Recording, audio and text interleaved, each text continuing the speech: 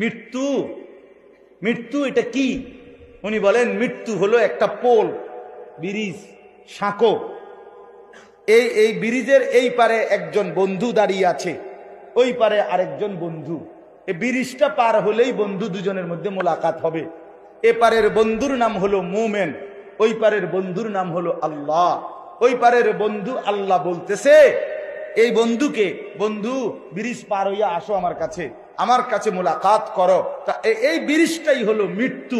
এপারের মোমেন মৃত্যুবরণ করলেই ওই পারের বন্ধু আল্লাহর সাথে মোলাকাত হয়েছে।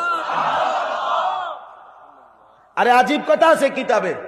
আজরাইল মালাকুল মউত পৃথিবীবাসীকে ডাক দিয়া বলে, হে জগৎবাসী, মানুষ আমারে বড় ভয় পায়, আমি জান কবজ করি, আমি মানুষের রুহু কবজ করিলে মানুষের চিৎকার শুরু করে, কান্নাকাটি শুরু করে, মরিয়া গেছে, ঠিক না?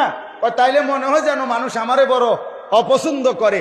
আমি মালাকুল মউত আইলেই সবার অপছন্দ, আমি জান নিয়ে নেই।